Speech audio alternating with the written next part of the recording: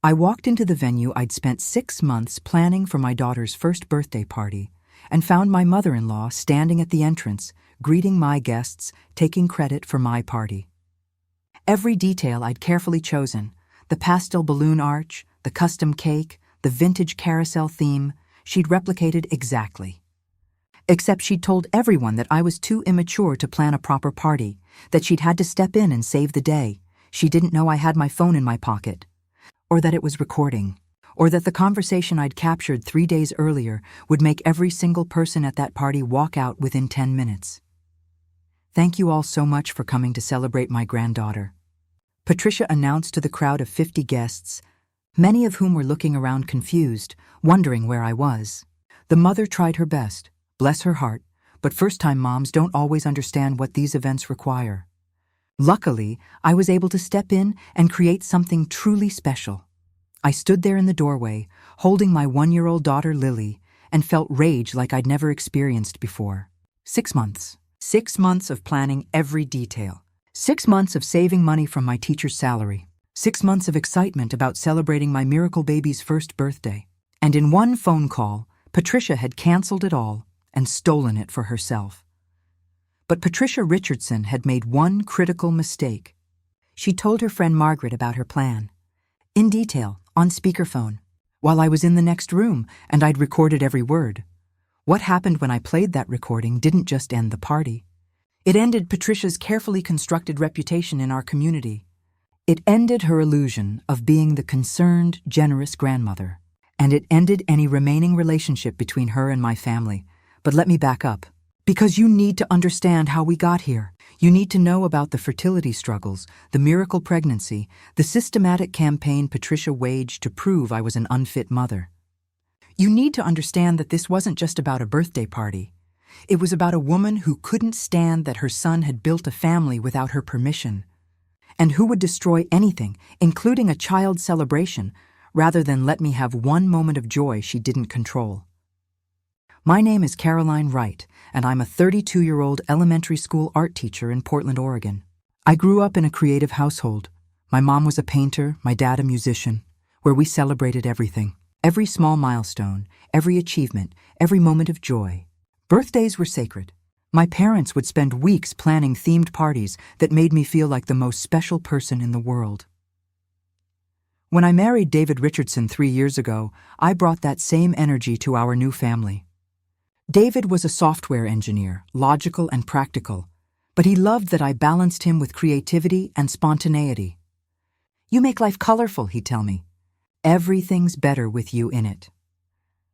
What I didn't fully understand when we got married was that David's mother, Patricia, believed she was the only person allowed to make life colorful for her son. Everyone else was just interference. I met Patricia 6 months into dating David. We drove up to Seattle for Sunday brunch at her house in Madison Park, a neighborhood so wealthy it made me feel like I should have dressed better, even though I was wearing my nicest dress. Patricia's house overlooked Lake Washington, all modern glass and expensive furniture that looked like no one was allowed to sit on it. Patricia herself was 63, but looked 50, with that careful kind of aging that comes from regular spa treatments and a dermatologist on speed dial. Her hair was silver blonde, always styled perfectly. Her clothes were designer but understated. She had that effortless elegance that some women are born with, and others, like me, will never achieve no matter how hard we try. Caroline, she said, looking me up and down in a way that managed to be both brief and thorough. David's told me so much about you. An art teacher. How whimsical. The way she said it made it sound like an insult disguised as a compliment. Brunch was excruciating. Patricia dominated the conversation, talking about David's childhood, his achievements. His ex-girlfriend Meredith, who'd been so sophisticated, worked in finance in New York. Every story was designed to remind me that David had a life before me, a life Patricia had been central to, and I was just the latest person trying to insert herself where she didn't belong. David has always been drawn to creative types, Patricia said, serving me eggs Benedict on china that probably cost more than my monthly rent. But he's also very practical. He needs someone who can keep up with him intellectually, not just dabble in arts and crafts. Mom, David said, warning in his voice. What? I'm just saying Caroline seems sweet. Sweet is important too. Sweet. Another word that sounded like praise but cut like a knife. After brunch, as we drove back to Portland, I tried to laugh it off. Your mom's intense. She's protective, David said. I'm her only child. She's been alone since my dad died when I was in college. She just needs time to warm up to you, but Patricia never warmed up. She got colder.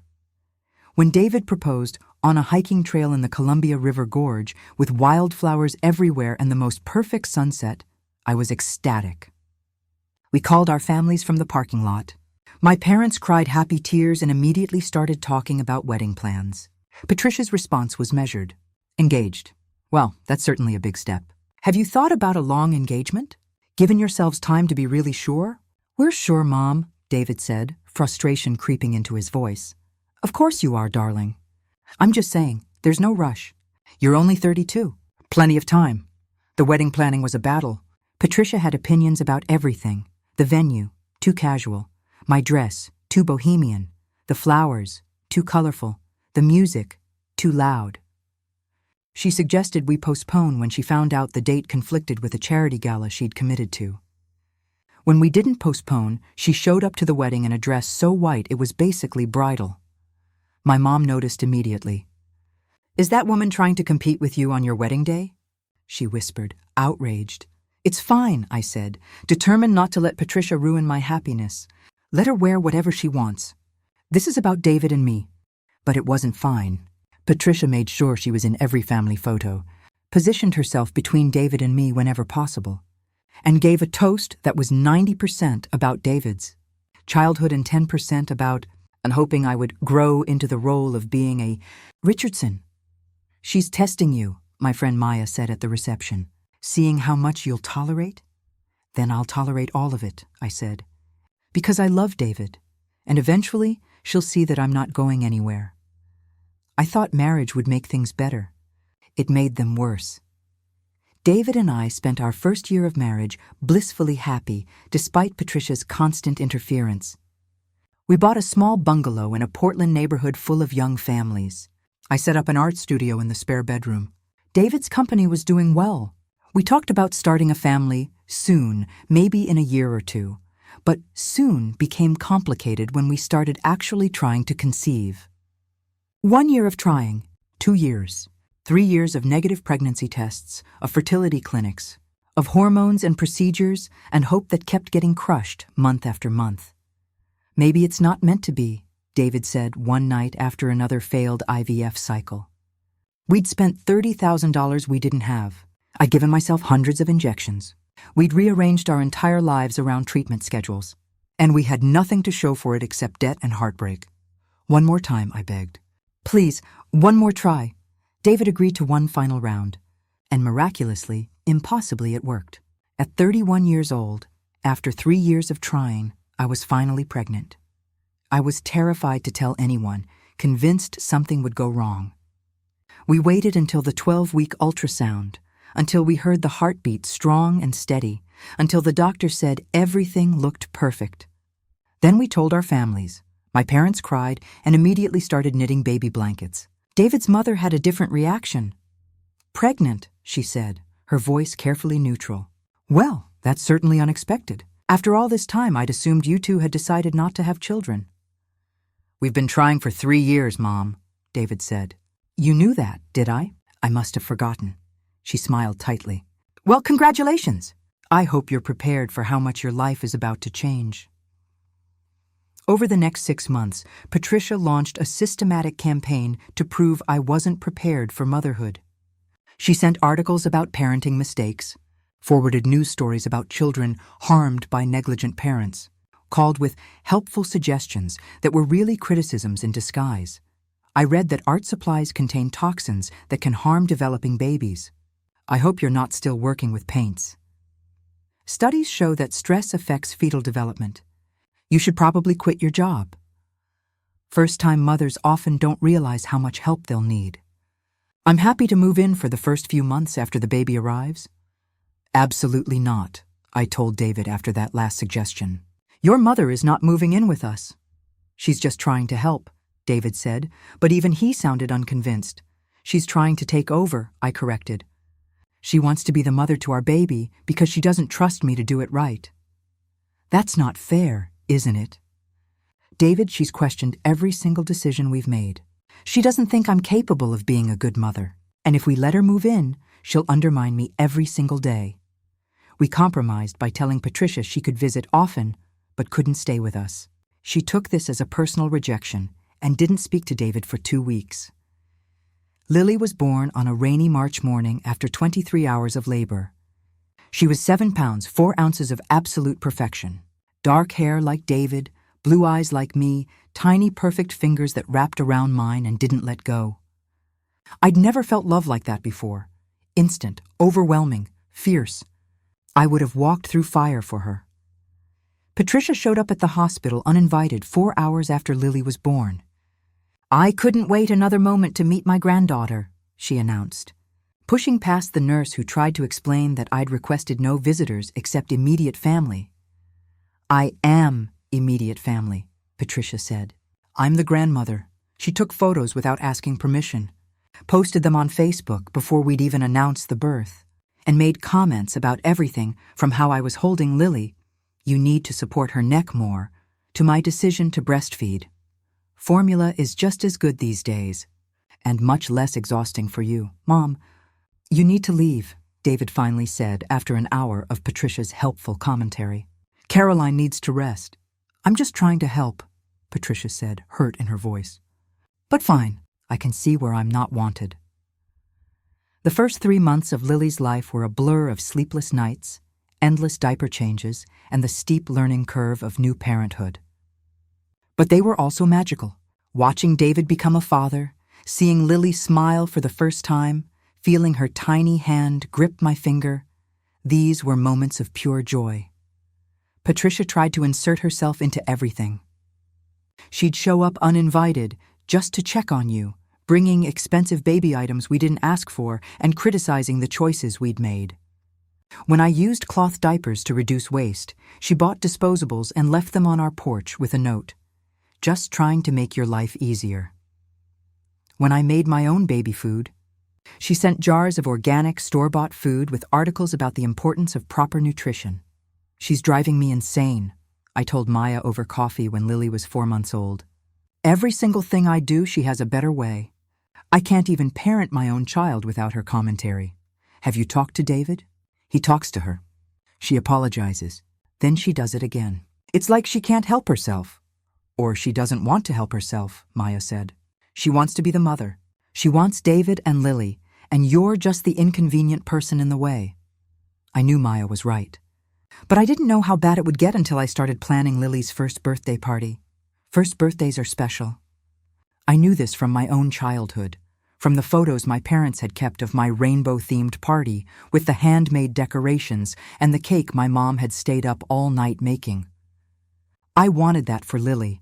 I wanted her to grow up with photos of celebrations that showed how loved she was. I started planning in September, 4 months before Lily's March birthday. I had a theme, vintage carousel, pastel colors, a custom cake shaped like a carousel horse, a local venue that had actual carousel horses kids could sit on for photos, invitations with watercolor designs I'd create myself. Every detail carefully chosen, lovingly planned. I sent Patricia an invitation 6 weeks before the party. She called the next day. A carousel theme. How cute, she said. Though I do think for a first birthday, something more sophisticated would be appropriate. After all, you'll be taking photos that Lily will see for the rest of her life. I think carousel is perfect, I said firmly. It's whimsical and fun and exactly what I want for my daughter's first birthday. Your daughter, Patricia repeated. Yes, of course. Well, I'm sure you'll do your best. 3 weeks before the party, I got a call from the venue. Mrs. Richardson, I'm so sorry, but there's been a mistake. We have another event booked for March 15th. I don't know how this happened, but we need to reschedule your party. That's impossible, I said, panic rising. I booked this 6 months ago. I have a confirmation email. I've sent out invitations. I understand, and I'm terribly sorry. But we have a signed contract for a party on that date, and unfortunately, it was processed before yours. We'd be happy to offer you the 16th instead, and we'll discount the rate by 20% for the inconvenience. Who booked the 15th? I demanded. I can't share that information, but it was Patricia Richardson, wasn't it? My mother-in-law? Silence on the other end. Ma'am, I really can't. She canceled my party and booked her own, I said, pieces falling into place. She called pretending to be me, canceled, then immediately booked it under her name. If there's been fraud, we can certainly look into it. But you'd need to file a formal complaint and just tell me honestly. Is there a party booked for March 15th in the name of Patricia Richardson? Long pause. Yes. I hung up and immediately called David. Your mother just canceled Lily's birthday party and booked the venue for herself. That's insane. Are you sure there wasn't just a mix-up? I'm sure. The venue confirmed it. She booked it under her own name. I'll call her, David said.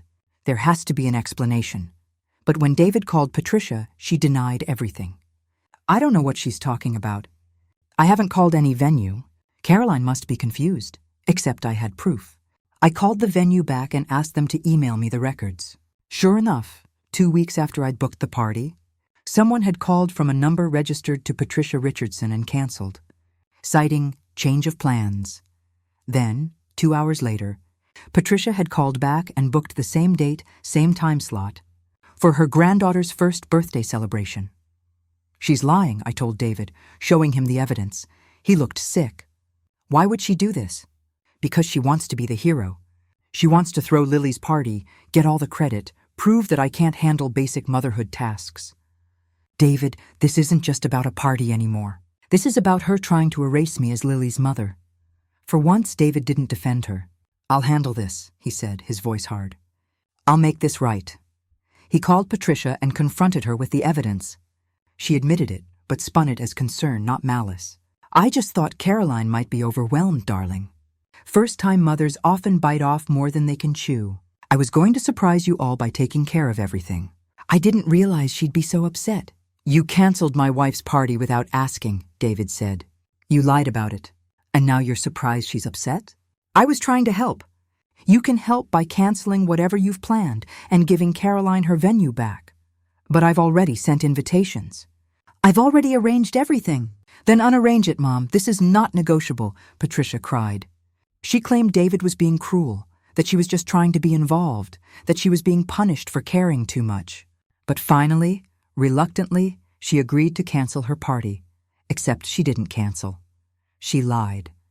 And I only found out because 3 days before Lily's birthday, I overheard a conversation I was never supposed to hear. I was at Patricia's house returning some baby clothes Lily had outgrown. Patricia had insisted on buying them, so I felt obligated to return them for her to pass on to someone else. I'd rung the doorbell but gotten no answer, so I'd let myself in with the key Patricia had given David months ago, calling out, "Hello?" As I entered, no response, but I heard Patricia's voice coming from the kitchen, talking on the phone. I was about to announce my presence when I heard my name. Caroline honestly thinks she can plan a proper first birthday party. Have you seen her house, Margaret? It's chaos. Art supplies everywhere, nothing matching, absolutely no sense of elegant presentation. I froze in the hallway, hidden from view, my phone in my hand. Some instinct made me open the recording app, Patricia continued, and I could hear the smile in her voice. So I'm throwing the real party. Same day, same time, same venue.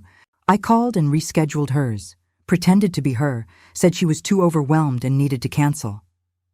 Then I booked it immediately under my name. The venue manager was surprisingly easy to fool. Margaret's voice came through the speakerphone, tinny but clear. Patricia, that's brilliant. But won't Caroline show up and cause a scene? Oh, I'm counting on it, Patricia said. She'll arrive with Lily, see that I've created this beautiful, sophisticated celebration, and realize how inadequate her plan would have been. All the guests will already be there, and I've made sure to tell key people that Caroline was struggling, that I had to step in to save the day. By the time she arrives, everyone will already think she's incapable. You're terrible, Margaret laughed. I love it. It's not terrible, it's necessary, Patricia said. Someone needs to show David that Caroline isn't capable of being a proper mother.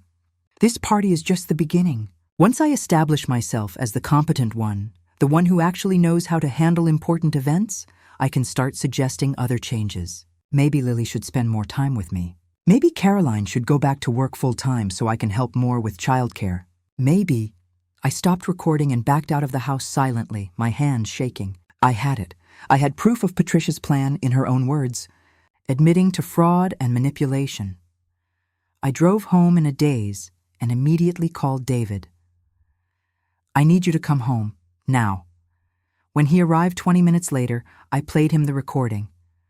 Watched his face transform from confusion to disbelief to rage. She pretended to be you to cancel the party? She's planning to humiliate you in front of everyone? She's using this to prove you're an unfit mother? His voice got louder with each question. What the hell is wrong with her? She's obsessed, I said. She can't stand that you have a family she doesn't control, and she's going to keep escalating until we stop her. I'll call her right now. No, I interrupted. If you call her now, she'll lie her way out of it like she always does.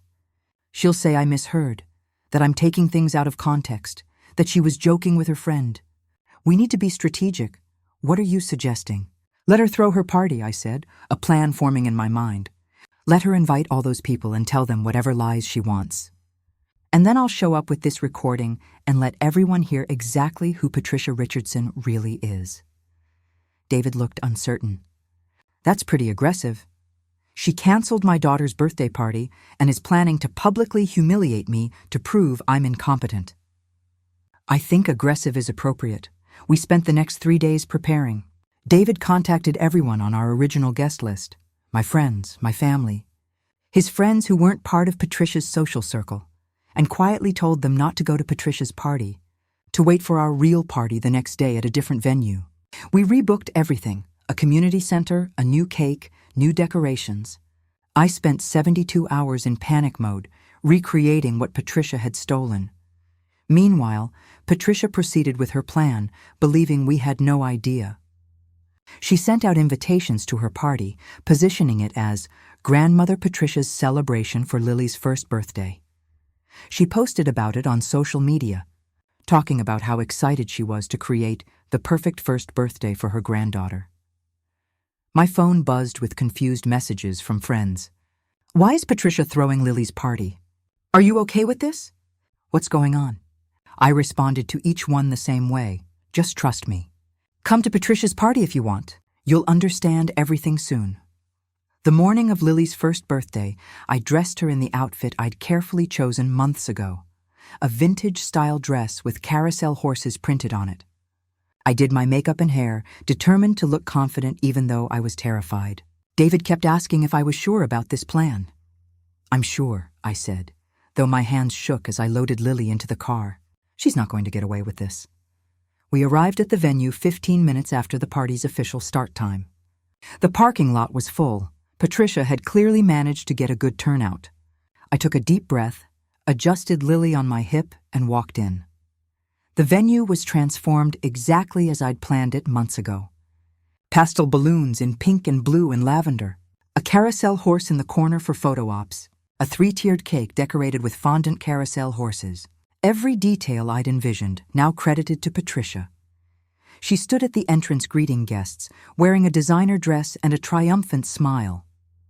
When she saw me, her expression flickered for just a second. Surprise, then calculation, then false warmth. Caroline, you made it. She spread her arms like she was welcoming me to my own party. I know you said you wanted to plan Lily's birthday, but I could tell you were overwhelmed, so I thought I'd surprise you by taking care of everything. Isn't it wonderful? The guests, a mix of Patricia's wealthy friends, some neighbors, a few distant relatives, watched this exchange with interest. Some looked confused, recognizing me as Lily's mother and wondering why I seemed surprised by my own daughter's party. Others, clearly fed Patricia's narrative already, looked at me with pity, like I was the incompetent mother who'd needed to be rescued. It's something, I said, keeping my voice neutral. Can I speak to you privately for a moment? Oh, I'm sure whatever it is can wait, Patricia said, her hand on my arm in a way that looked supportive but felt controlling. Your guests are waiting to celebrate Lily. Why don't you go mingle? I'll handle hosting duties. I know you're probably exhausted. Actually, I said, pulling my arm away, I think everyone here deserves to understand exactly how this party came to be. Patricia's eyes narrowed. I don't know what you mean. I pulled out my phone. I mean, they should know the truth about how you helped me. Caroline, Patricia said, her voice low and warning. You're making a scene. This is your daughter's birthday party. Let's not ruin it. You already ruined it, I said. 3 weeks ago, when you called the venue pretending to be me and canceled my party. When you booked this venue under your own name. When you told everyone I was too immature and overwhelmed to plan a proper celebration. The nearby guests had gone quiet, leaning in to hear. Patricia's face went pale, then flushed. I don't know what you're talking about. You're clearly confused. I'm not confused, I said, raising my voice so more people would hear. I was at your house 3 days ago. I heard you on the phone with Margaret, explaining your whole plan. I held up my phone. And I recorded it. Patricia lunged for my phone, but I stepped back. Don't, I warned. Everyone's watching. You recorded a private conversation? Patricia's voice rose, trying to make me the villain. That's illegal. You can't. In Oregon, only one party needs to consent to recording a conversation, I said. Thank you, Google, for teaching me that. I was party to the conversation by being present, even if you didn't know I was there.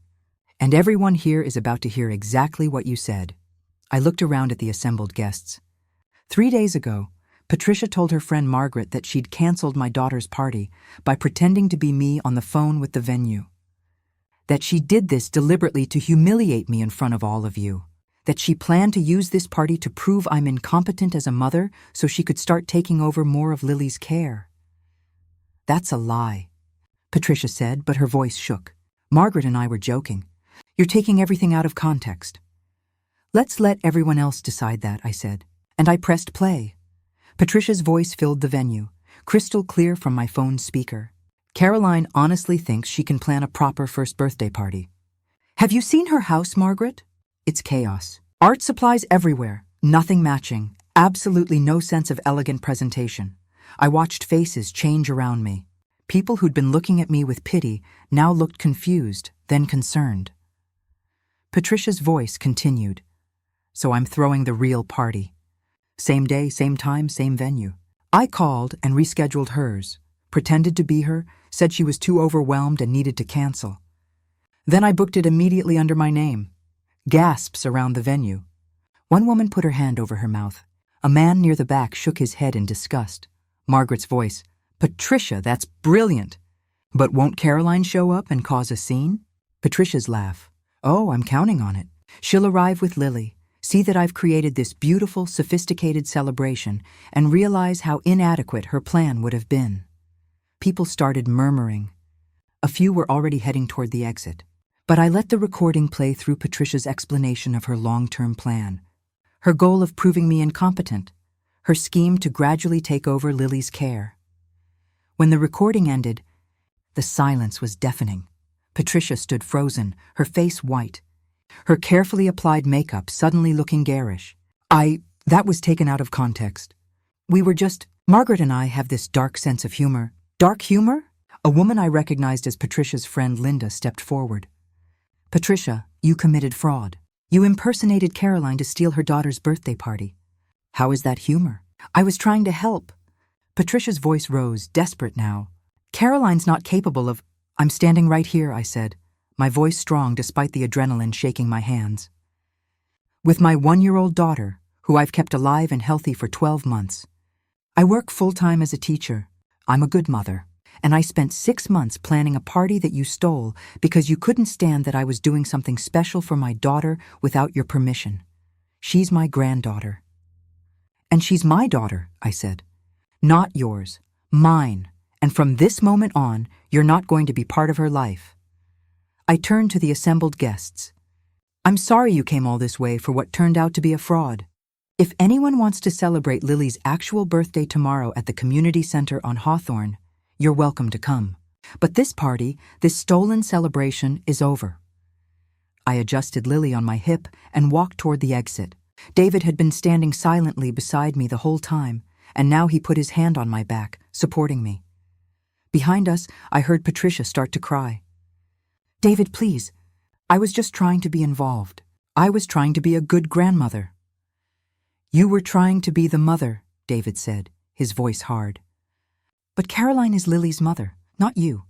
And you've just destroyed any chance you had of being a grandmother.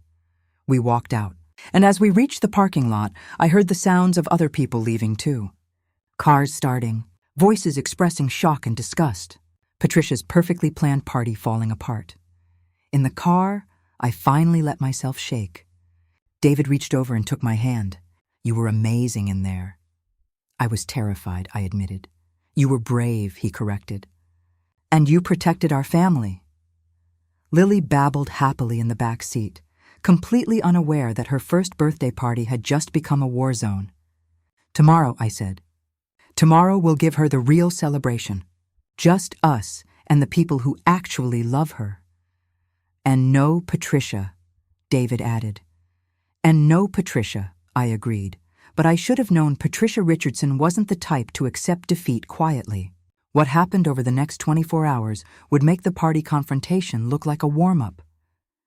We spent that evening at home, emotionally exhausted from the confrontation.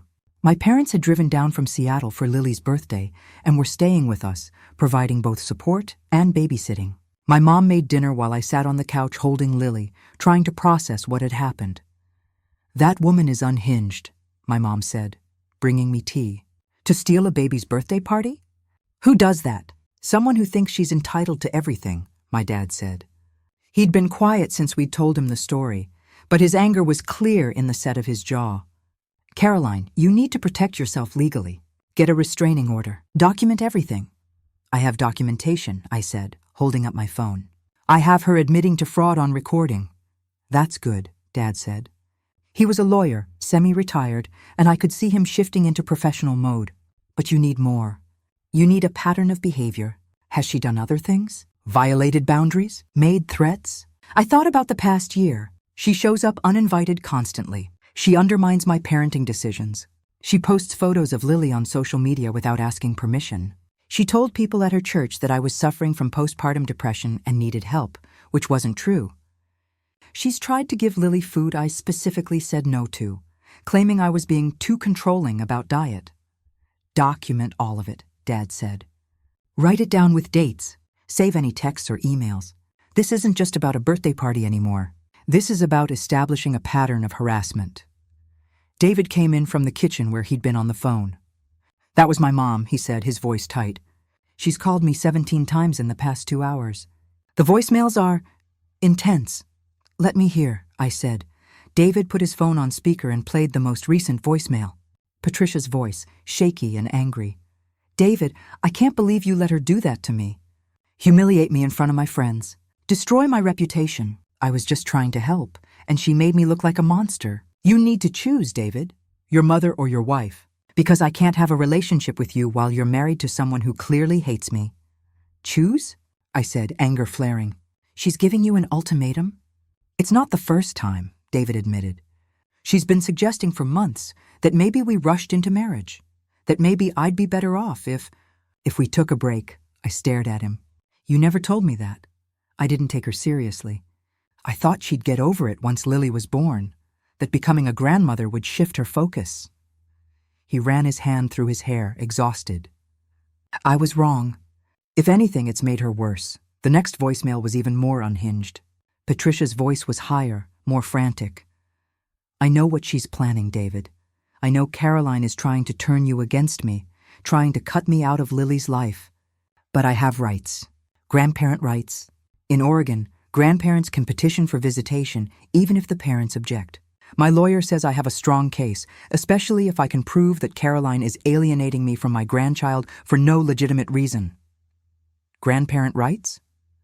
I looked at my dad. Is that real? Unfortunately, yes, Dad said. Oregon does have grandparent visitation statutes. But the bar is high. She'd have to prove that denying her access would harm Lily's well-being, and that she has an established relationship with Lily that would be detrimental to sever. She barely knows Lily, I said. She visits maybe once a month, and every visit is a disaster because she can't follow basic boundaries. Then she likely doesn't have a strong case, Dad said. But the fact that she's threatening legal action is concerning. She's escalating. The doorbell rang, making us all jump. It was 9 p.m., dark outside, and we weren't expecting anyone. David looked through the peephole and his face went tight. "It's my mother." "Don't open it," I said immediately. "David, I know you're in there." Patricia's voice came through the door, loud enough that neighbors could probably hear. "I need to talk to you." "This is ridiculous. I'm your mother." David looked torn. "Maybe if I just talk to her—" "No," my dad said firmly. "Caroline is right. Don't open the door. Patricia is clearly not in a rational state. Engaging with her right now will only make things worse." "David, please!" Patricia pounded on the door. "Don't let her do this. Don't let Caroline turn you against me. I'm your mother. I raised you. I deserve better than this." My mom quietly called 911 while Patricia continued pounding and shouting. "We have someone creating a disturbance at our home," she said calmly into the phone. Yelling and pounding on the door. "We've asked her to leave, but she's refusing." Patricia must have heard this through the door because suddenly she changed tactics. "Fine, call the police. Tell them how my son and his horrible wife are keeping me from my granddaughter. Tell them about the discrimination, the elder abuse." "Elder abuse?" David looked stunned.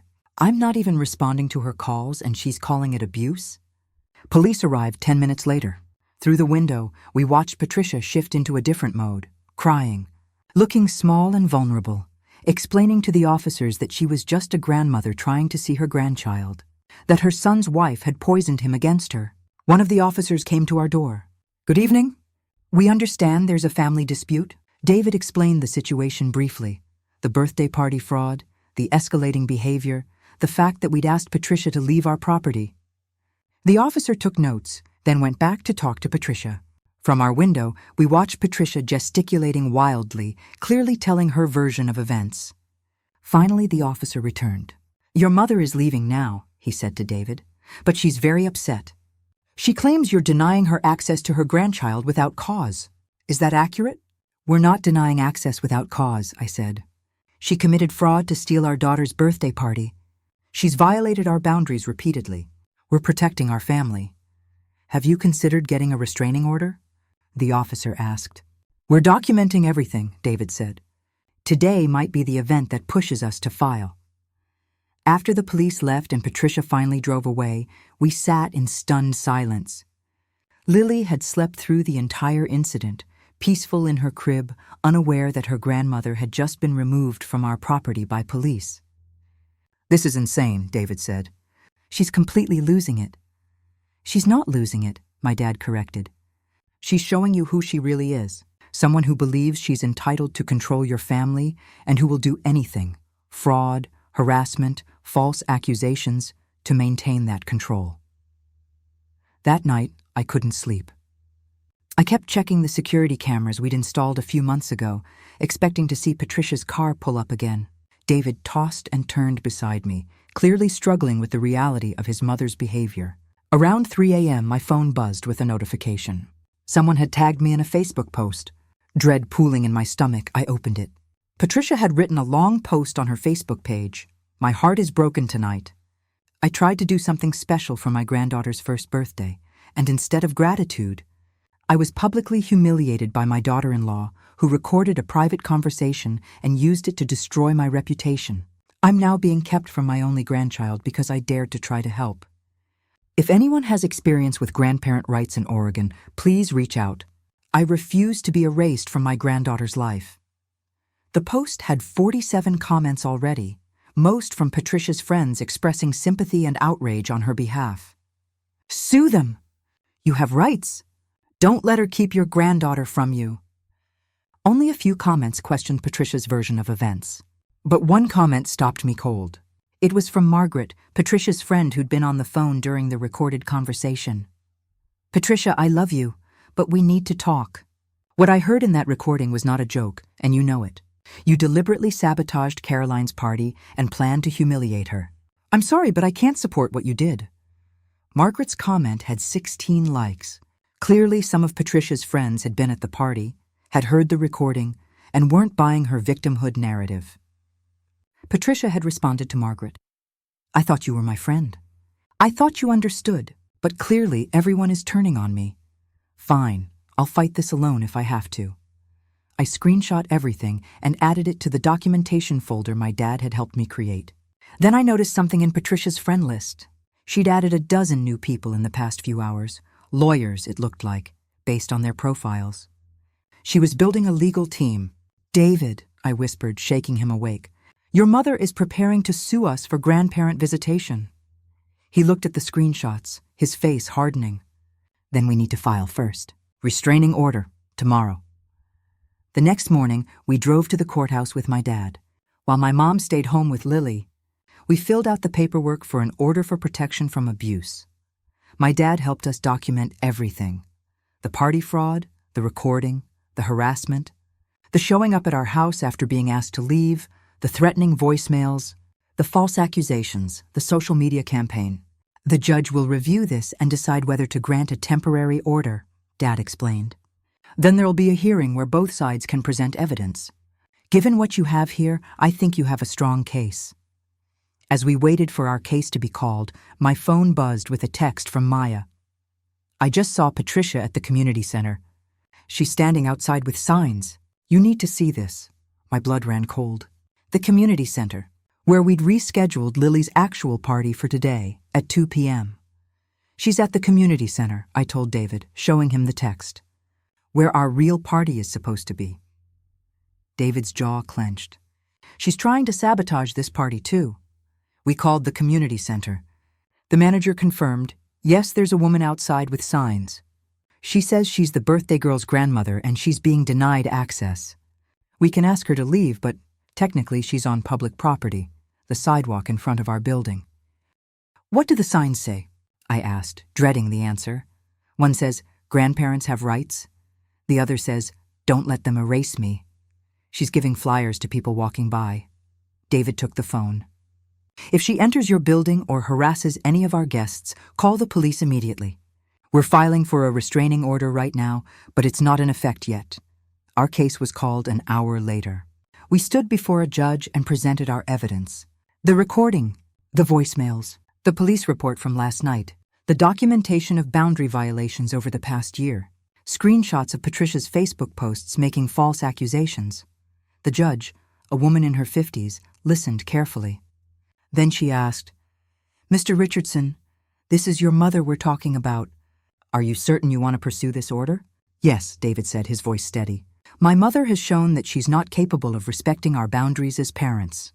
She's committed fraud, harassed us, threatened legal action, and is now trying to sabotage our daughter's birthday party as we speak. We need legal protection." The judge reviewed the recording transcript I'd provided. Her eyebrows rose as she read. "She pretended to be you to cancel the party?" "Yes, Your Honor," I said. "And today she's standing outside our rescheduled party with protest signs." The judge shook her head. "I'm granting a temporary order for protection. Mrs. Patricia Richardson is to stay at least 150 feet from you, your home, your daughter, and any events you're attending. She's not to contact you directly or indirectly, including through social media. The full hearing will be in 2 weeks." She signed the order and handed it to us. "This goes into effect immediately.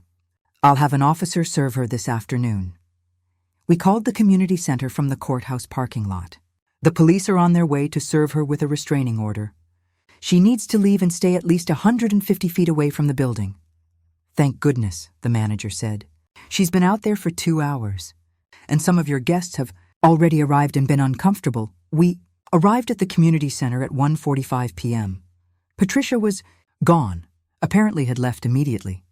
When police arrived to serve her with the order, but her signs remained propped against a tree.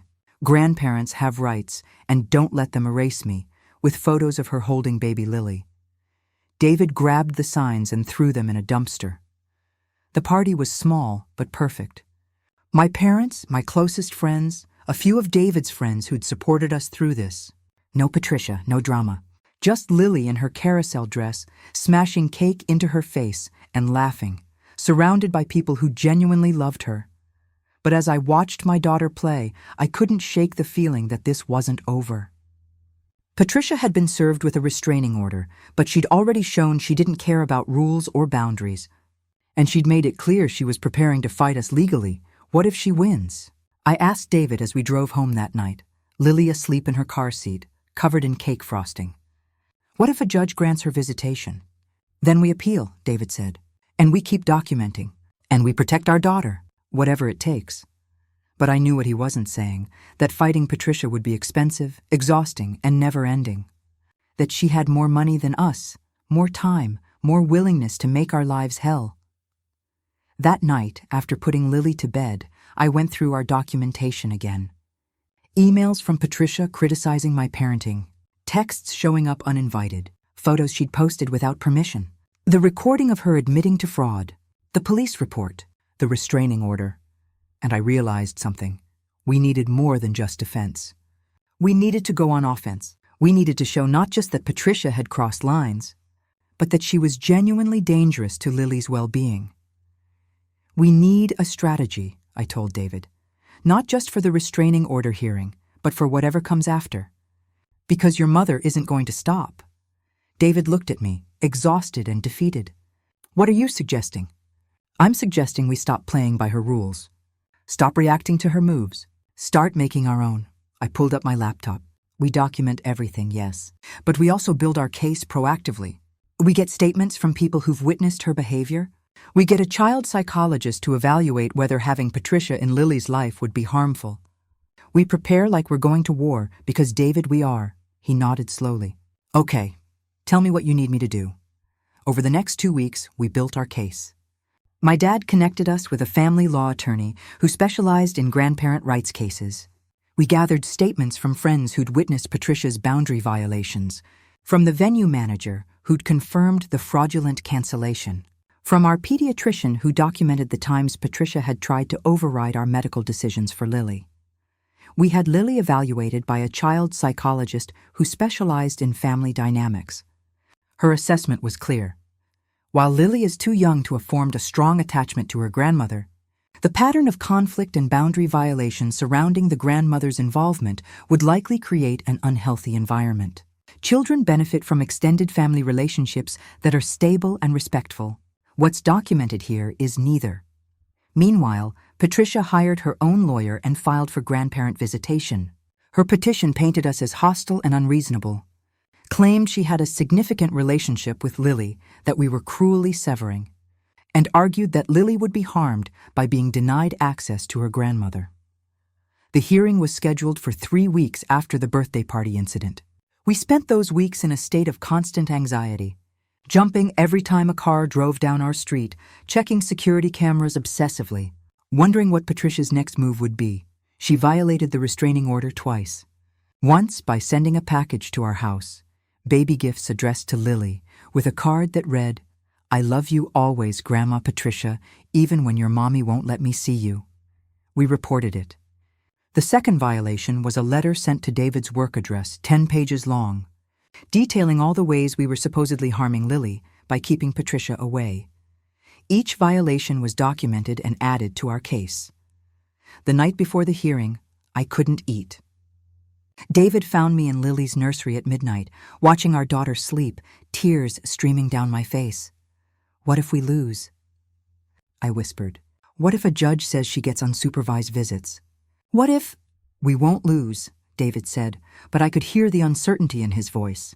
"We have evidence. We have documentation. We have experts. She has money, and she's good at playing the victim. What if that's enough?" David had no answer for that. The next morning, we walked into that courthouse knowing everything was on the line. Not just whether Patricia would be in our lives, but what kind of childhood Lily would have. Whether she'd grow up in peace or in constant conflict. Whether we'd spend the next 17 years fighting Patricia in court. I wore my best professional outfit. David wore a suit. We looked like the responsible, stable parents we were. Patricia arrived in designer clothes, looking small and sad. The picture of a grieving grandmother wrongly denied her rights. And as the judge called our case, I gripped David's hand and prepared to fight for my daughter's future. The courtroom was smaller than I expected, more intimate, which somehow made it worse. There was nowhere to hide from Patricia's accusing stare, from the judge's scrutinizing gaze, from the weight of what was about to happen. Patricia's lawyer went first, painting a picture of a devoted grandmother cruelly cut off from her only grandchild. "Your Honor, Mrs. Richardson has been a constant presence in her granddaughter's life since birth. She's provided financial support, emotional support, childcare assistance, and suddenly, over a simple misunderstanding about a birthday party, She's being completely erased from this child's life. Oregon's grandparent visitation statutes exist precisely for situations like this. He glossed over the fraud, calling it a miscommunication. He ignored the harassment, framing it as a grandmother's desperate attempts to maintain contact with her grandchild. He made Patricia sound like the victim, and us like vindictive parents weaponizing a child against a loving grandmother. Then it was our turn. Our attorney, Sarah Chen, was sharp and prepared. She started with the recording. Your Honor, I'd like to play an audio recording that demonstrates this was not a miscommunication or a misunderstanding. This is Mrs. Patricia Richardson in her own words, explaining to a friend how she deliberately committed fraud to steal her daughter-in-law's planned party, with the explicit goal of humiliating Mrs. Wright in front of friends and family. The recording played in the silent courtroom, Patricia's voice admitting to impersonating me, admitting to booking the venue under her own name, admitting her plan to make me look incompetent. Every word damning. I watched the judge's face. Her expression didn't change, but I saw her make a note. Patricia's lawyer objected. Your Honor, this recording was made without my client's knowledge. Oregon is a one-party consent state, Sarah interrupted smoothly. Mrs. Wright was present in the home, making her a party to the conversation. The recording is legal and admissible. Furthermore, Sarah continued, this is not about one birthday party. This is about a pattern of behavior that demonstrates Mrs. Richardson's inability to respect basic boundaries. She presented our documentation. The uninvited visits, the undermining of parenting decisions, the photos posted without permission, the violations of the restraining order, the threatening voicemails. Patricia's lawyer tried to spin each incident. The uninvited visits were a grandmother checking on her family. The social media posts were a proud grandmother sharing her joy. The voicemails were a mother hurt by her son's rejection. Then Sarah called witnesses. The venue manager testified about the fraudulent cancellation. Maya testified about witnessing Patricia's boundary violations. My pediatrician testified about Patricia trying to override our medical decisions for Lily. Finally, Sarah presented the child psychologist's evaluation. Dr. Martinez concluded that while Mrs. Richardson has not directly harmed the child, the level of conflict and boundary violation she creates would make any forced relationship detrimental to the child's well-being. Patricia took the stand. Her lawyer asked her softball questions about how much she loved Lily, how she'd only been trying to help, how devastated she was to be kept from her granddaughter. Then Sarah cross-examined her. Mrs. Richardson, when you called the venue pretending to be Mrs. Wright, you knew you were committing fraud, correct? I was trying to help. Please answer the question. Did you know that impersonating someone to cancel their contract is fraud? Long pause. I suppose technically. Yes or no, Mrs. Richardson? Yes. And when you told your friend Margaret that you wanted Mrs. Wright to show up and be humiliated, you were deliberately planning to cause her emotional distress, correct? I didn't mean your own words, Mrs. Richardson, on the recording. You said you were counting on Mrs. Wright showing up and realizing how inadequate her planning was. Those were your words. Patricia's composure cracked. She was going to do it wrong. The party would have been a disaster. I have experience, I have taste, I know how to. You know better than Lily's own mother how to celebrate Lily's birthday. Yes, Patricia's voice rose. I raised David perfectly. I know what children need. Caroline is creative but scattered, and someone needs to control the situation? Sarah suggested. Is that what you were going to say? Patricia realized she'd walked into a trap. That's not what I meant. But it's what you've been doing, isn't it? Trying to control every aspect of your son's family because you believe you know better than they do. Patricia's lawyer objected, but the damage was done. The judge had seen Patricia lose her composure, had heard her admit she believed she knew better than Lily's actual parents. David testified next, and I could see how hard it was for him. She's my mother, he said, voice breaking. I love her, but I can't let her treat my wife the way she has. I can't let her undermine our parenting. I can't let Lily grow up thinking this level of conflict is normal. Do you believe your mother would harm Lily physically? The judge asked. No, David said. But I believe she'd harm her emotionally. By being constantly critical, by undermining Caroline in front of Lily, by creating an environment where Lily learns that boundaries don't matter and manipulation is acceptable. Finally, I testified. Patricia's lawyer tried to paint me as vindictive, as someone who'd never given Patricia a chance, who'd recorded a private conversation specifically to use against her. Mrs. Wright, isn't it true that you've been hostile to Mrs. Richardson from the beginning of your relationship with her son? No, I said firmly. I've been defensive because from the beginning, Mrs. Richardson has been trying to prove I'm not good enough for her son or competent enough to be Lily's mother. Can you give specific examples? I could. I gave a dozen. Each one documented. Each one proving a pattern. The hearing lasted 6 hours. By the end, I was exhausted, emotionally drained, terrified. The judge said she'd review all the evidence and issue a ruling within a week. We drove home in silence, Lily babbling in the back seat, unaware that her future had just been decided by a stranger in a courtroom. That week was agony. Every day waiting for the phone to ring, for the email with the judge's decision. David and I snapped at each other, tension making us irritable. My parents stayed with us for support, taking care of Lily while we spiraled. What if she wins? I asked for the 100th time. Then we appeal, my dad said for the 100th time. And we keep fighting, but I could see the worry in his eyes. We had a strong case, but grandparent rights cases were unpredictable. Some judges believed children benefited from extended family relationships no matter what. Some judges sympathized with grandparents who felt pushed aside. 5 days after the hearing, the email arrived. David's hands shook as he opened it. I stood behind him, reading over his shoulder, afraid to breathe. The judge's ruling was 3 pages long, but the conclusion on page 3 was clear. After reviewing all evidence and testimony, this court finds that Mrs. Patricia Richardson has demonstrated a pattern of boundary violations, manipulation, and inability to respect the authority of the child's parents. While the court recognizes that grandparent relationships can benefit children, in this case the level of conflict and disrespect for parental authority creates an environment that would be detrimental to the child's well-being. The petition for grandparent visitation is denied. The existing order for protection remains in effect.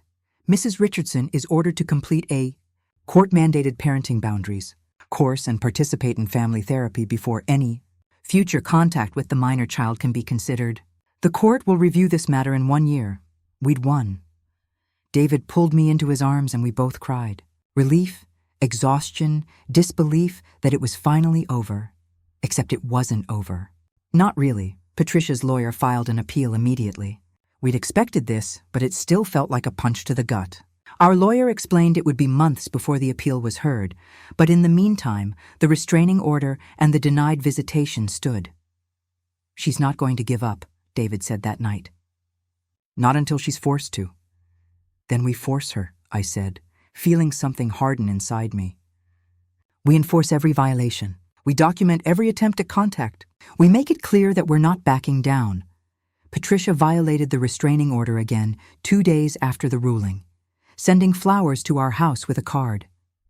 Please let me meet my granddaughter. I promise I'll respect your boundaries. I just want one chance. We reported it.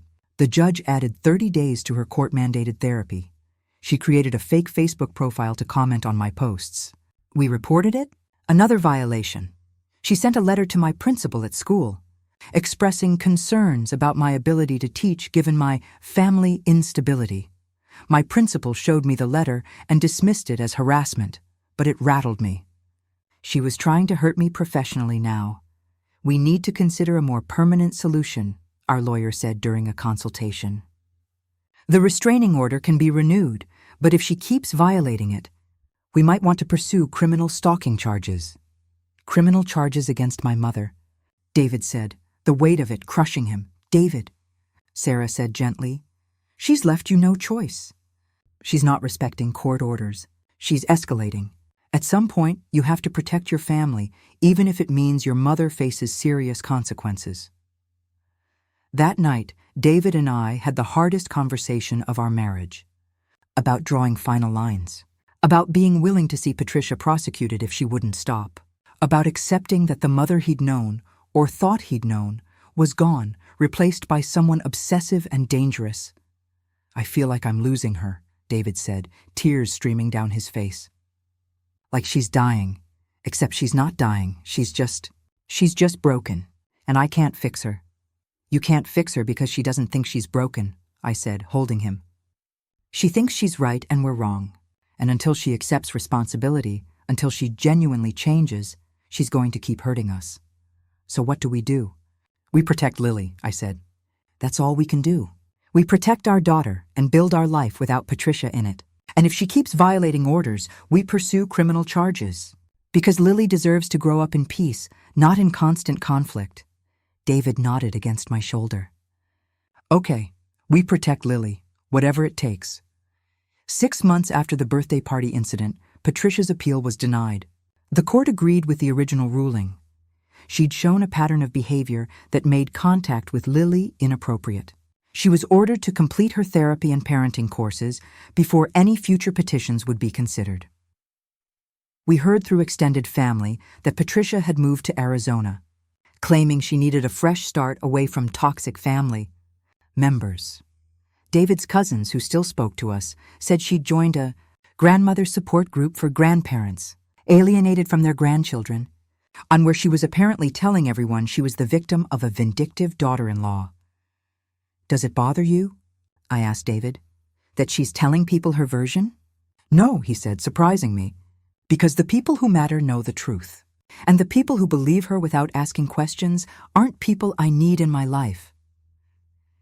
Lily turned 2 with a small, perfect party at our house. Just family and close friends. No drama, no stolen celebrations. Just our daughter smashing cake and laughing, surrounded by people who loved her unconditionally. Patricia sent a card. It arrived at my parents' address, presumably because she thought we'd be there. The card read, "I'm so sorry for everything. I miss you. I'm working on myself. Please give me a chance." No signature, but we recognized the handwriting. David looked at it for a long time. Then he put it in our documentation file, in case we ever needed it for legal proceedings. But he didn't respond. "She's trying," I said. "At least it seems like she's trying." "Trying isn't the same as changed," David said. "And until I see real, sustained change, not just apologies when she wants something, I can't risk exposing Lily to her." It was the right decision. But I could see the grief in his eyes. He'd lost his mother, not to death, but to her own inability to respect boundaries. And that loss, that complicated grief, would be something he'd carry forever. 2 years after the birthday party incident, we got a letter from Patricia's therapist. It requested a meeting to discuss Patricia's progress and the possibility of supervised contact with Lily. "She's completed all the court-mandated requirements," the letter explained. "She's participated in 18 months of therapy, completed the parenting boundaries course, and has demonstrated significant insight into her previous behaviors. She's asking for the opportunity to begin rebuilding a relationship with her granddaughter, with appropriate supervision and restrictions." David and I sat at our kitchen table, the letter between us, trying to decide. Lily was 3 now, verbal and observant. She'd never met Patricia, had no memory of her grandmother. As far as Lily knew, her family was us, my parents, and a few aunts and uncles, simple, peaceful, safe. "What do you think?" David asked. "I think I'm terrified," I admitted. "What if we give her a chance and she hasn't really changed? What if she undermines us in front of Lily? What if this is just another manipulation? But what if she has changed?" David said. "What if therapy actually worked? Do I owe it to her, to Lily, to find out?" We spent a week discussing it. We consulted with our lawyer. We talked to Lily's pediatrician. We talked to my parents, who were supportive but cautious. Finally, we agreed to one meeting, supervised, in a neutral location, with clear conditions. The meeting was at the therapist's office, a comfortable space with toys in the corner. Patricia arrived 15 minutes early, looking nervous. She'd aged, her hair was more silver than blonde now, and there were lines around her eyes that hadn't been there before. The therapist, Dr. Monroe, facilitated. "Patricia, would you like to start?" Patricia looked at David, then me, then at Lily playing with blocks in the corner. Her eyes filled with tears. "I'm sorry," she said. "I'm so sorry for everything I did. The party, the harassment, the way I tried to control you. I was wrong. Dr. Monroe has helped me see that I was trying to live through David, through Lily. That I couldn't separate my needs from what was actually best for my family. Those are good words, I said carefully. But we've heard apologies before. I know, Patricia said. And I know I have to prove it with actions, not just words. That's why I'm not asking for custody or even unsupervised visits. I'm just asking for a chance to know my granddaughter, with whatever restrictions you think are appropriate. We talked for an hour. Dr. Monroe asked Patricia questions about specific incidents, and Patricia didn't make excuses. She owned what she'd done. She explained what she'd learned about herself, about her fear of being alone, her need for control, her belief that love meant enmeshment rather than healthy boundaries. I spent my whole life building my identity around being David's mother, Patricia said. When he got married, when you had Lily, I felt like I was being erased. And instead of dealing with that fear in a healthy way, I tried to force my way into your lives. I tried to prove I was needed, that I was essential. But what I really did was push everyone away. It sounded genuine. It sounded like real insight. But I was still skeptical. What happens if we say no? I asked. If we decide we're not ready for contact? Patricia's face crumpled, but she composed herself. Then I accept it. And I keep working on myself. And I hope that someday you'll change your mind. But I won't harass you. I won't violate court orders. I won't make your lives hell like I did before. We agreed to think about it. As we left, David turned back. Mom, I need to know, did you really change? Or are you just saying what we want to hear? Patricia met his eyes. I can't prove it to you with words, David. I can only prove it with time. But yes, I really changed. Losing you, losing Lily, it broke something in me. And Dr. Monroe helped me rebuild myself into someone better. Someone who understands that love isn't possession. Over the next month, we had 3 more supervised meetings. Each time, Patricia respected our boundaries. She didn't bring gifts without asking. She didn't criticize our parenting. She didn't try to take over or control the interactions. She just sat with us, talked to Lily gently when Lily approached her, and accepted when Lily preferred to play with her toys. She's different, David said after the 3rd meeting. I can feel it. Or she's on her best behavior, I countered, still wary. But slowly, carefully, we began allowing limited contact. A supervised visit once a month at a park.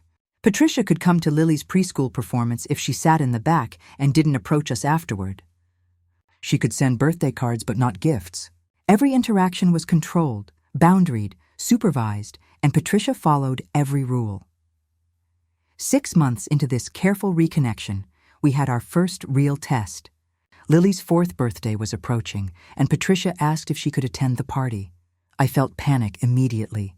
The last birthday party, the fraud, the humiliation, all of it came flooding back. I don't know if I can do that, I told David. Have her at Lily's party after what she did last time. It would be supervised, David said. Other people there. She couldn't pull anything, but what if she tries? What if this whole 6 months has been an act, and she's been waiting for the perfect moment to... Caroline, David interrupted gently. We can't live in fear of what she might do forever. At some point we have to decide. Do we believe she's changed, or don't we? I thought about it for days. Finally, I called Dr. Monroe. Professional opinion. Has Patricia really changed? I believe so, Dr. Monroe said. Not perfectly.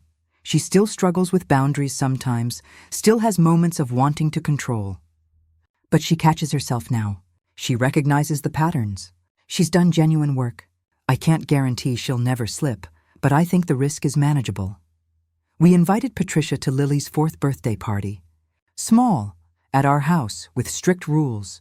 She could come, she could participate, but if she tried to take over or undermine us in any way, she'd be asked to leave and wouldn't be invited to future events.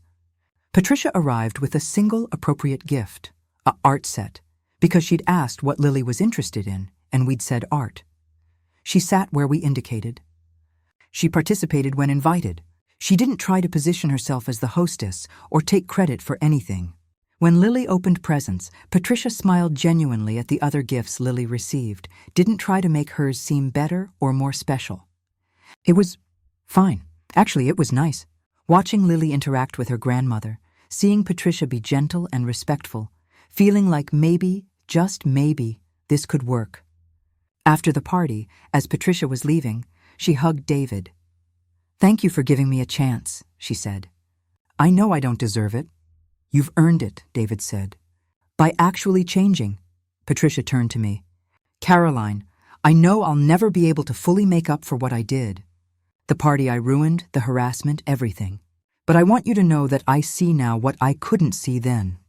You're a wonderful mother. Lily is lucky to have you, and I'm sorry I tried so hard to prove otherwise. It was the apology I'd needed 3 years ago. Hearing it now, seeing what seemed like genuine remorse in her eyes, I felt something in my chest loosen. Not forgiveness, not yet, but maybe the beginning of it. "Thank you," I said. "That means a lot." Over the next year, Patricia became a carefully managed part of our lives. Once monthly visits, occasional phone calls with David, birthday and holiday cards. She stayed in Arizona, which helped. The distance meant she couldn't drop by uninvited, couldn't slowly escalate contact without our permission. She wasn't perfect. There were moments when I saw the old Patricia peek through, when she'd make a suggestion that felt more like criticism, when she'd mention something she would have done differently. But now, when David or I pointed it out, she'd catch herself. "You're right. I'm sorry. That was me trying to control again. You know what's best for Lily." And she'd actually mean it. When Lily was 5, she asked about her other grandma. My parents visited often, were deeply involved in her life, but Lily had noticed other kids had grandparents on both sides. "You do have another grandma," I told her carefully. "Daddy's mommy, Patricia. She lives in Arizona, but you see her sometimes. Why doesn't she live here like abuela and abuelo? How do you explain to a 5-year-old that her grandmother almost destroyed your family?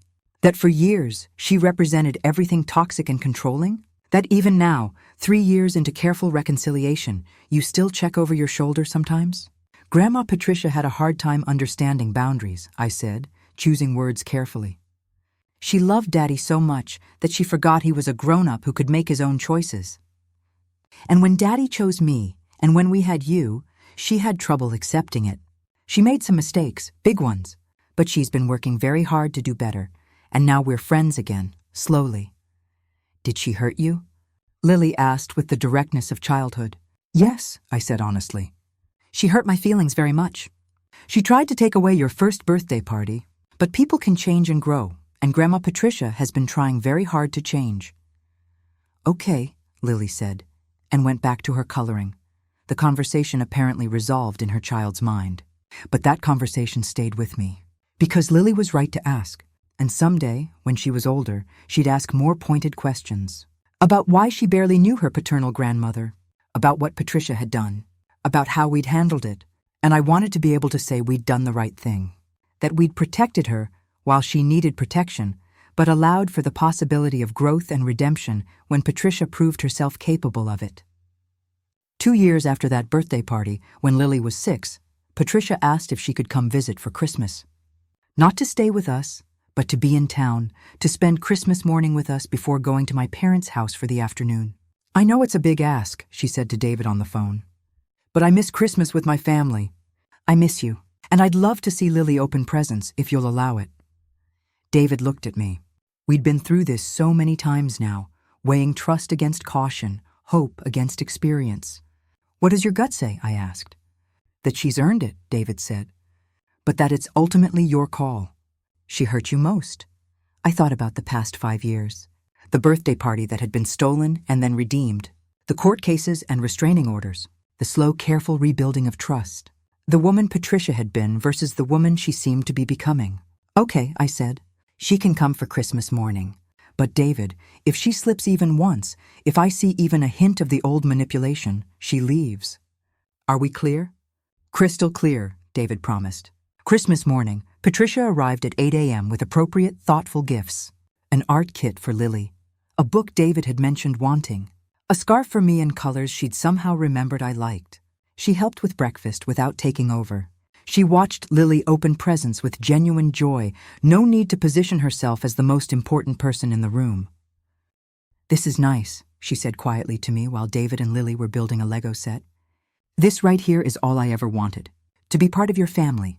I just went about it in the most destructive way possible." "You did," I agreed. "But you're here now, and you're doing it right." That matters. Patricia's eyes filled with tears. Thank you for giving me this chance. I know you didn't have to. No, we didn't, I said. But people deserve the opportunity to grow. You did the work, you changed, you respected our boundaries even when it was hard. You earned this.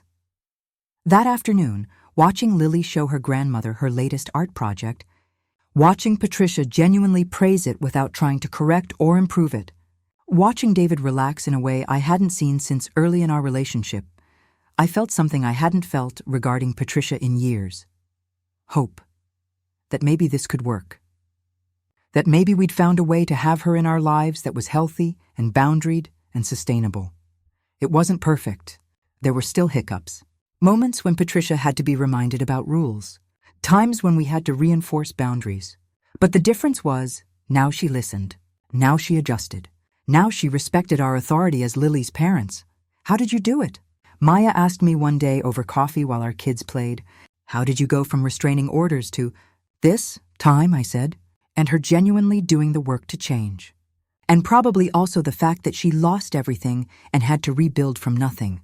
Rock bottom forced her to look at herself in a way she never had before.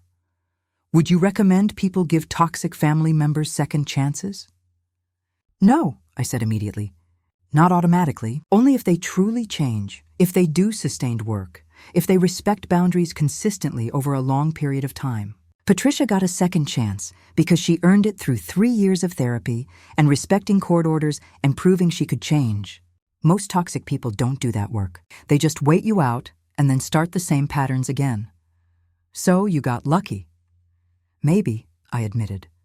Or maybe Patricia saw what she'd become and genuinely hated it enough to transform. Either way, we protected Lily first. We didn't expose her to toxicity while Patricia figured herself out. We only allowed contact when Patricia proved she was safe.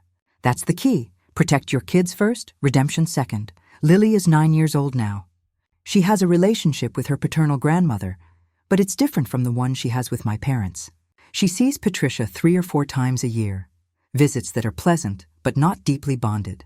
Patricia lives her own life in Arizona, has her own friends, her own activities.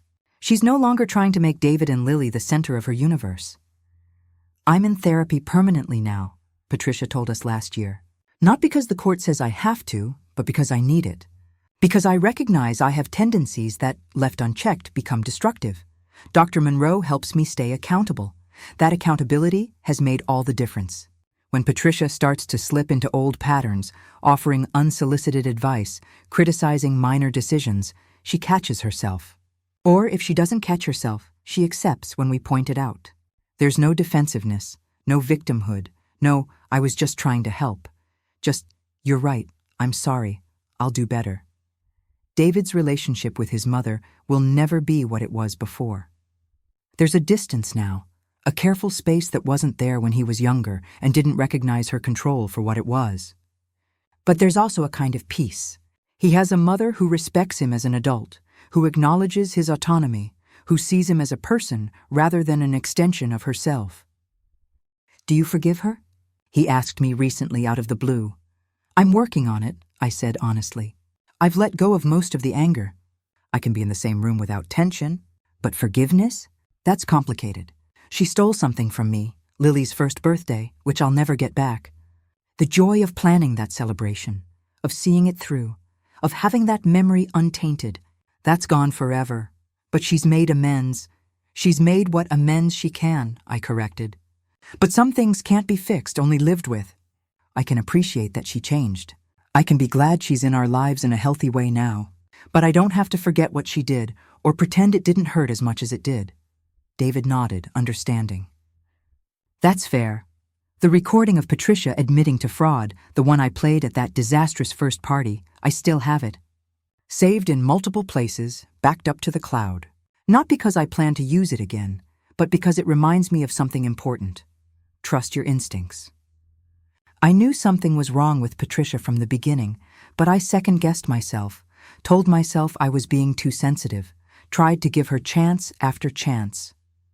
The recording is proof that I was right, that my instincts were accurate, that the boundaries I wanted to set were necessary and appropriate.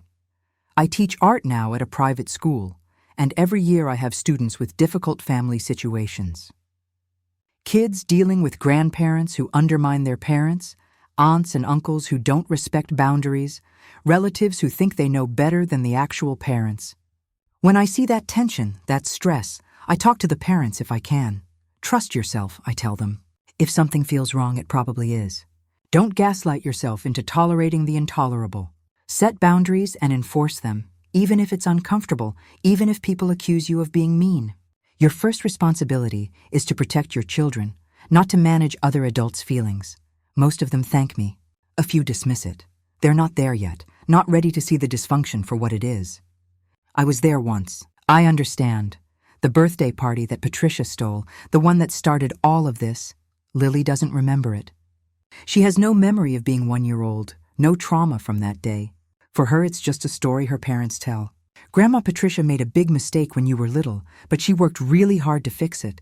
That's enough for a 9-year-old. Someday when she's older, we'll tell her more.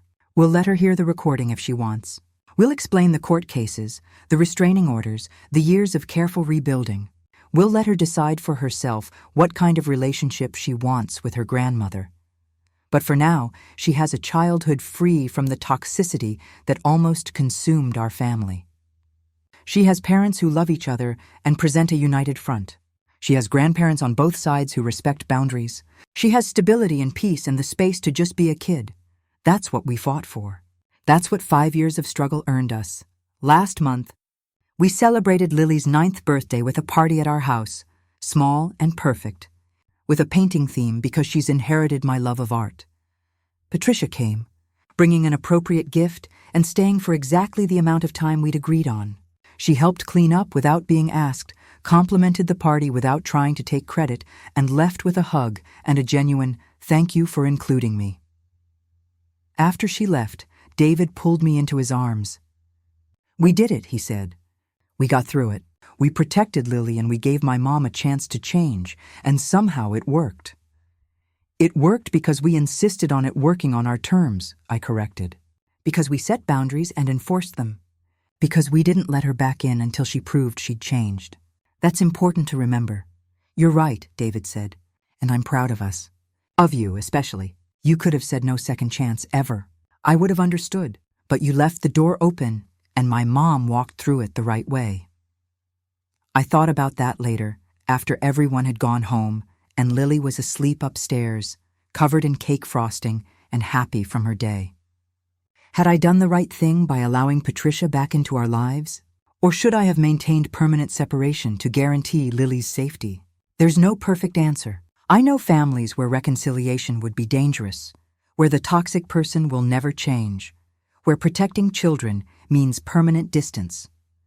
I know other families that cut off grandparents unnecessarily, letting pride or stubbornness prevent healthy relationships. We threaded a needle. We demanded real change before allowing contact. We maintained strict boundaries even after reconciliation. We stayed vigilant for signs of backsliding. And we got lucky that Patricia was capable of genuine transformation. But not everyone is Patricia. Not every toxic grandparent will do 3 years of therapy and respect court orders and truly examine their behavior. Most won't. Most will wait you out and then start the same patterns again. So my advice to anyone in a similar situation: protect your children first. Demand real change before allowing toxic people back into your lives. Don't confuse reconciliation with the obligation to reconcile.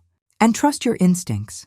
If someone feels dangerous to your family's peace, they probably are. That birthday party 5 years ago changed my life. It forced me to see Patricia clearly, to stop making excuses, to fight for my family. And in a strange way, I'm grateful for it. Not grateful it happened, but grateful it happened when it did. When Lily was young enough not to remember. When we could still build protective boundaries before real damage was done. If Patricia hadn't been so blatant with her manipulation, if she'd been subtler, we might have spent years letting her erode our family from the inside. The recording, as painful as it was to hear, gave us undeniable proof that our concerns were valid. It gave us the ammunition we needed to protect ourselves legally, and ultimately, it gave Patricia the wake-up call she needed to change. 5 years later, I can look at photos from Lily's 9th birthday party everyone smiling, Patricia included, and feel peace. Not the peace of forgetting what happened, but the peace of having fought for and won what my family needed. Lily is safe. David and I are stronger. Patricia is better. And our family, though tested nearly to breaking, survived. That's not a fairy tale ending. It's a realistic one. And sometimes that's even better.